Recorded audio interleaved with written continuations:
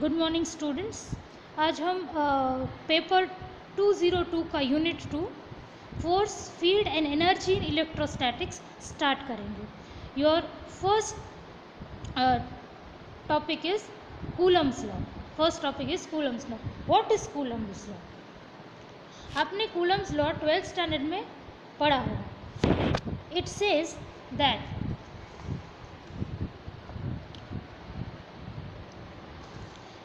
in a free space, oppositely charged bodies attract each other while similarly charged bodies repel each other. जो oppositely charged bodies होंगी जैसे कि electron और proton, they will attract each other and similarly एक जैसी जो charged bodies होंगी that is electron and electron और proton and proton, they will repel each other with a force that varies directly as the magnitude of each charge. मतलब it varies proportional directly and inversely. मतलब directly proportional and inversely proportional. You get it, right? So your force is directly proportional to the magnitude of charges. F is directly proportional to Q1 and Q2 and it is inversely proportional to square of distance between them. ना proportionality sign को हटाने के लिए मैं यहाँ पे constant रखूँगी, constant K. See in equation 1.1 you get the equation of force F is equal to K Q1 Q2 bye R12 का स्क्वायर। See the figure 1.1। इसमें दो चार्ज है F1 Q1 Q2 और इन दोनों के बीच है डिस्टेंस है R12। Now Newton's third law आपको याद होगी। What is Newton's third law? Okay, action and reaction are equal and opposite. So मैं जितना श्रुति पे फोर्स लगाती हूँ उतना ही श्रुति मेरे पे फोर्स लगाती है, but direction is opposite. See I will put force in this direction, she will put force in this direction. So if I am particle 1, she is particle 2, F12 is equal to minus F21. So see the equation 1.1, we will see F12 is equal to minus F21. What is F12? Force exerted by particle 1 on particle 2. F21 is force exerted by particle 2 on particle 1.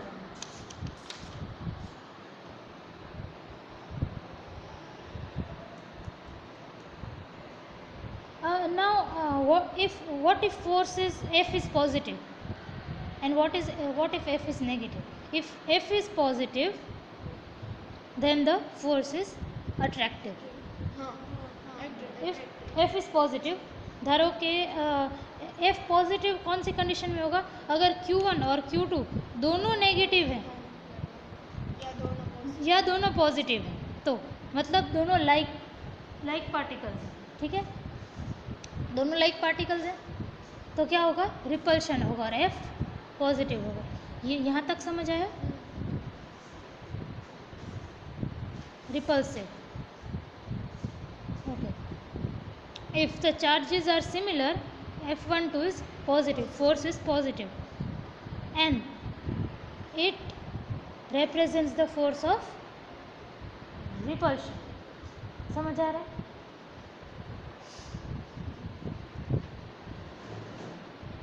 What? Okay, see, F is equal to K Q1 Q2 by R square. You know what it? Now अगर दो charges similar है, मतलब कि दोनों एक electron और दूसरा भी इलेक्ट्रॉन, दोनों इलेक्ट्रॉन होंगे तो फोर्स कैसा होना चाहिए उसके बीच? रिपल्सिव या अट्रैक्टिव? हाँ, रिपल्सिव मतलब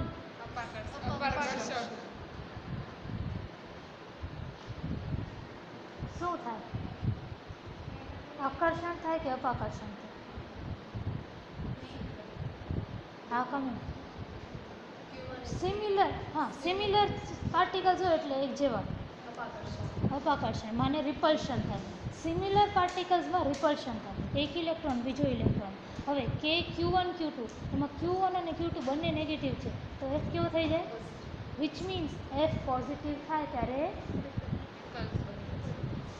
એક્ઝેક્ટલી, અને F नेगेटिव હોય ત્યારે બંને વચ્ચે दोनों के बीच अट्रैक्शन. सॉरी.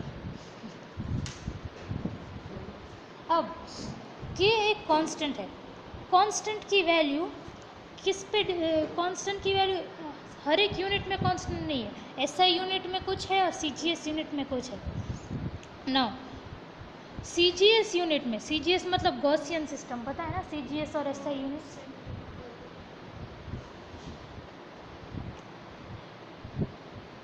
सो CGS में आपका K का K is equal to 1. CGS में K is 1 K. And SI में याद है आपको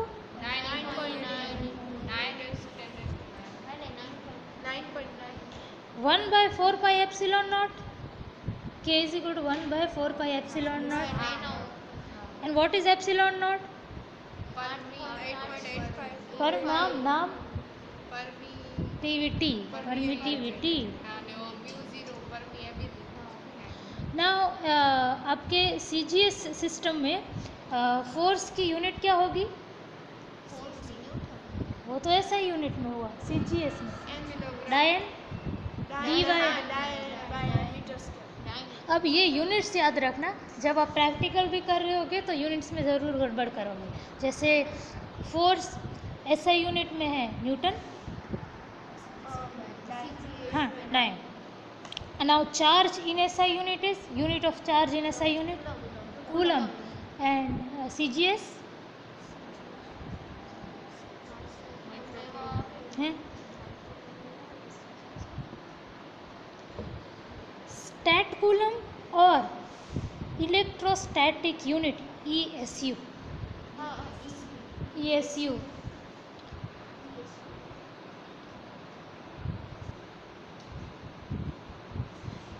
अब आप यहाँ पे आपको न्यूटन्स लॉ से आपको जो फोर्स मिलता था ग्रेविटेशन का, उसका फॉर्मूला याद है, force of gravity m small g.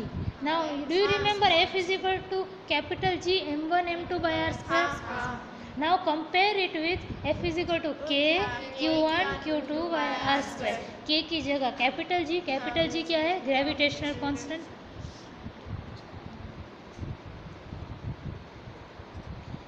आपको यहाँ पे इलेक्ट्रोस्टैटिक रिपल्शन और ग्रेविटेशनल अट्रैक्शन के बीच रिलेशन दिया है कि आपको क्या लगता है इलेक्ट्रोस्टैटिक फोर्स ज़्यादा स्ट्रांग है या ग्रेविटेशनल फोर्स ज़्यादा स्ट्रांग है. इलेक्ट्रोस्टैटिक. तो इलेक्ट्रोस्टैटिक फोर्स कितना ज़्यादा स्ट्रांग है ग्रेविटेशनल फोर्स से, उससे मेजर करने के लिए हमें क्या करना पड़ेगा, उनको हम डिवाइड करके देखेंगे रेशियो, तो पता चल जाएगा ना. तो देखो electrostatic repulsion by gravitational attraction, electrostatic repulsion is 10⁻42 times greater than gravitation. ये भी आपको आ गया है ना.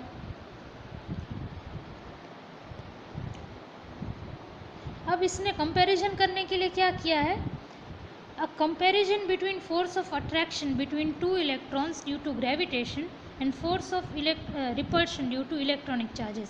अब उसने क्या किया, दो इलेक्ट्रॉन्स लिए कंपेयर करने के लिए, दो इलेक्ट्रॉन्स लिए और उसके बीच का ग्रेविटेशनल फोर्स लिया. कितना होगा, हाँ Gm² by r². m1 m2 is, और मास ऑफ इलेक्ट्रॉन 9.1 × 10⁻31, वो आपको पता है. और इन दोनों के बीच इलेक्ट्रोस्टैटिक फोर्स क्या होगा, हाँ, और Q ऑफ इलेक्ट्रॉन इज 1.6. तो ये सारी वैल्यूज तो आपके पास है. मास ऑफ इलेक्ट्रॉन ऑब्वियसली, क्योंकि हमने दो इलेक्ट्रॉन लिए. सो आपके सारी वैल्यूज आपके पास हैं, कांस्टेंट ही है. तो आप पुट करोगे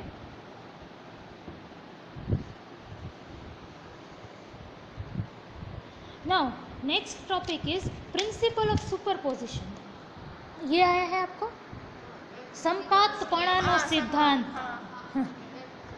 principle of superposition. What did principle of superposition से?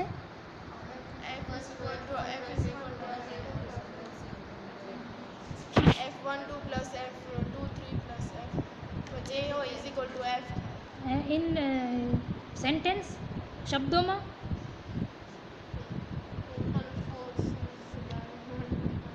okay. So if there are more than two particles present with charges say q1 q2, the total force on any particle is vector sum of force it experiences due to all particles separately. मतलब कि अगर आपके पास दो या दो से ज़्यादा particles हैं q1 q2 q3 q4, अब q1 f1 फोर्स एक्सपीरियंस कर रहा है, q2 f2 फोर्स एक्सपीरियंस कर रहा है, q3 f3 force, q4 f4 force. तो टोटल फोर्स कितना होगा? आप सबके force f1 f2 f3 f4 का सम. कौन सा सम? वेक्टर सम, नॉट स्केलर सम, क्योंकि force is a vector. So what is principle of superposition? If there are two or more particles, charged particles present, then total force on any particle is a vector sum of all the individual forces it experiences. So કીધું ને?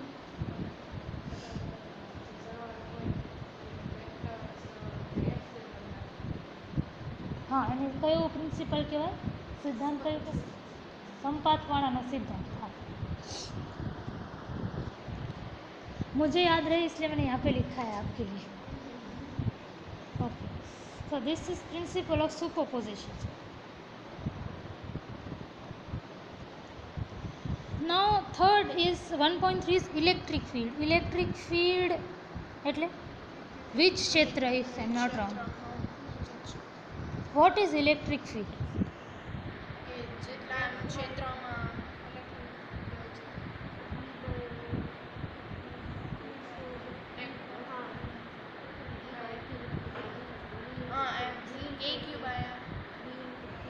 K Q by R. Okay. Now आपके पास एक charge distribution है. Figure 1.4 में देखो, आपके पास एक charge distribution है. ठीक है, Q1 Q2 Q3 Q4 Q5 इस तरह से पूरा चार्ज डिस्ट्रीब्यूशन है. अब what is the field due to charges at point P? अब इन सारे चार्जेस के कारण इस पॉइंट P पे कितना चार्ज है, सॉरी कितनी फील्ड है, इलेक्ट्रिक फील्ड. इसके लिए आप क्या करोगे? ये सिस्टम ऑफ चार्जेस है Q1 Q2 Q3 Q4. यहाँ पे एक पॉइंट P है, इस पे हमें इलेक्ट्रिक फील्ड फाइंड आउट करनी है. उसके लिए आप क्या करते थे? एक्चुअली आप वहाँ पे एक टेस्ट चार्ज Q0 ले आते थे. टेस्ट चार्ज, और Q0 पे कितना फोर्स लगता था आप देखते थे. और Q0 पे कितना फोर्स लगेगा? Q0 पे फोर्स लगेगा Q1 के कारण, फिर Q2 के कारण, फिर Q3 के कारण. Q0 पे फोर्स लगेगा Q4 के कारण Q5 के कारण. मतलब इन सब के कारण फोर्स लगेगा. और प्रिंसिपल ऑफ सुपरपोजिशन के हिसाब से हम वेक्टर सम कर देंगे. और सम के लिए देखो यहाँ पे 1.8 में समेशन का सिंबल भी है. इतना समझ आया? तो आपको F0 जो मिला वो क्या है? Force on the test charge Q0. अब force per unit charge experienced by the particle at the point of interest P is your electric field. याद आया? E is equal to F by Q0. और Q0 क्या था? Test charge. So force per unit test charge at that point, जिस पॉइंट पे electric field चाहिए उस पे एक स्मॉल टेस्ट चार्ज ले आए. स्मॉल टेस्ट चार्ज पे बाकी सारे चार्जेस के कारण कितना फोर्स लग रहा है वो देखो. फिर F by Q0, that's your electric field. अब इलेक्ट्रिक फील्ड को आप E ई से सिंबलाइज करते हैं, E with a vector. The strength of electric field is called electric field intensity.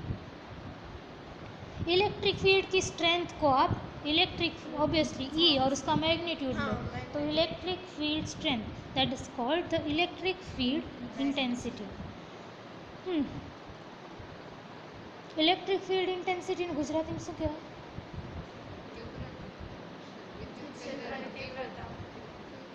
Okay, મેં માની લીધું.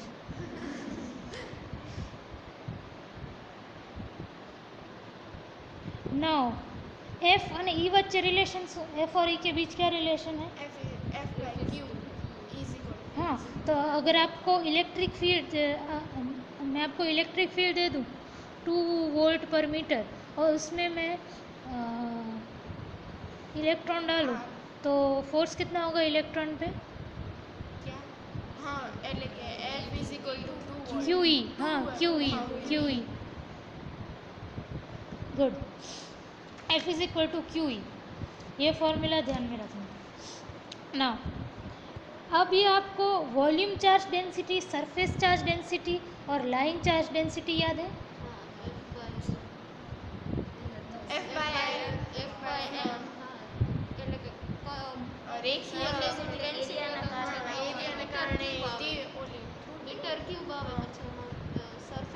वॉल्यूम चार्ज डेंसिटी રેખીય તો લાઈન ન થાય, એટલે કે લાઇનિયર એટલે સરફેસ વાળું ક્ષેત્રફળ ઘનતા, પૃષ્ઠ ઘનતા અને કદ ઘનતા. Okay. Volume charge density as in rho. Rho તરીકે તમે રો શું હતું કે ધારો કે એક okay sorry bar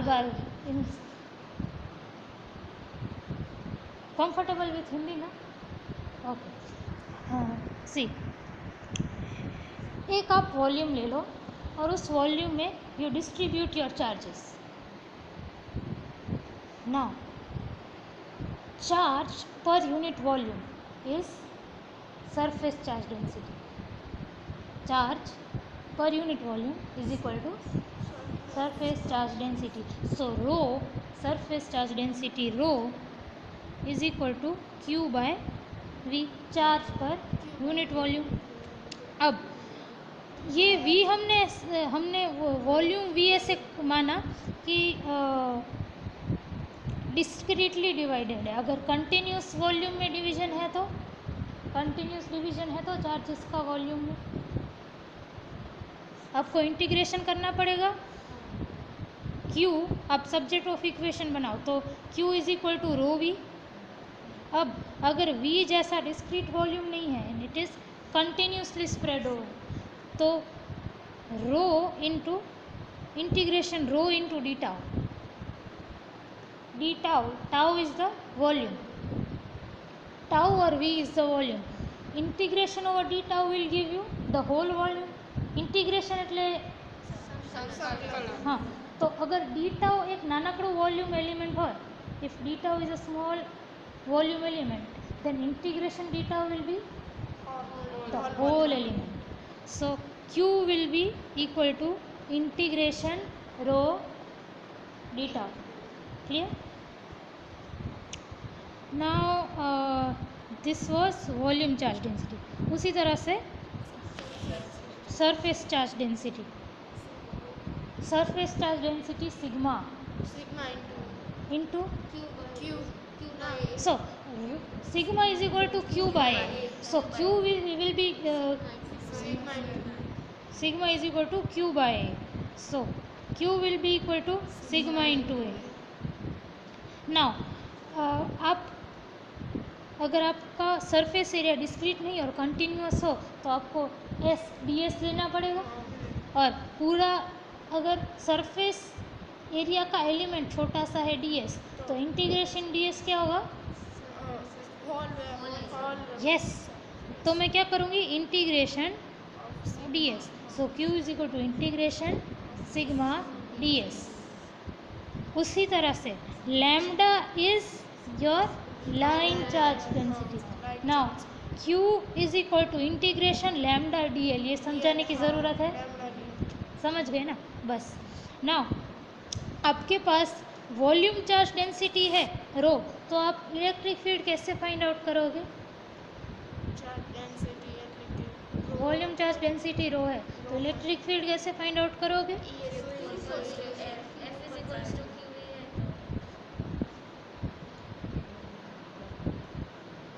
you have rho volume charge density, तो आप इलेक्ट्रिक फील्ड कैसे फाइंड आउट करोगे?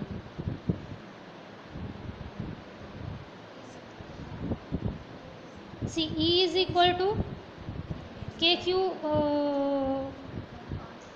Q by R, right? Now K is 1/4 pi epsilon naught, that you know. Now Q क्या है आपका? अगर आपके पास रो है तो Q क्या होगा? हाँ, रो इंटू, हाँ. और अगर कंटिन्यूस चार्ज डिस्ट्रीब्यूशन है तो इंटीग्रेशन, हाँ પછી integration d tau into, yes. So अब Q की जगह पे मैं इंटीग्रेशन रो डी टाउ लगा दूँ और divided by R square, sorry R, not R square.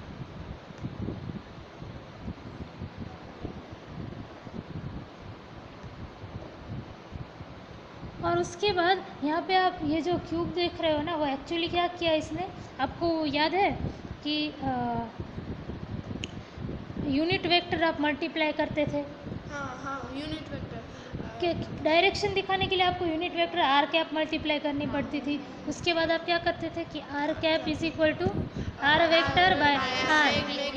तो नीचे जब उसको आर स्क्वायर ओके, जब नीचे आर जाएगा तो उस आर के साथ मल्टीप्लाई होके. तो ये तो यहाँ तक आपने सब 12th में देखा है और थोड़ा सा रिवाइज करके आना, ठीक है एवरीबॉडी? आओगे कल रिवाइज करके 12th का ये इलेक्ट्रिक फील्ड का portion. Next his lines and tubes of force. अब इलेक्ट्रिक फील्ड लाइंस क्या होती है? लाइंस ऑफ फोर्स या फिर field lines, electric field lines क्या होती है? ये फिगर देख के कुछ याद आ रहा है? फिगर 1.6 देख के कुछ याद आ रहा है?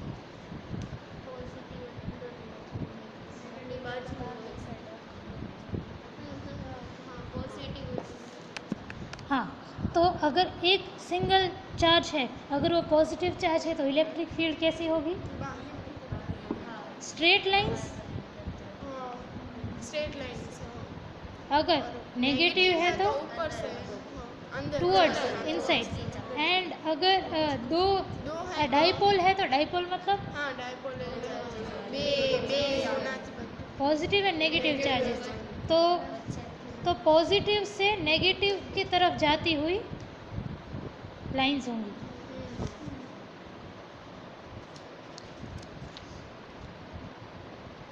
So these are called the electric field, these are called the field lines or lines of force. What happened?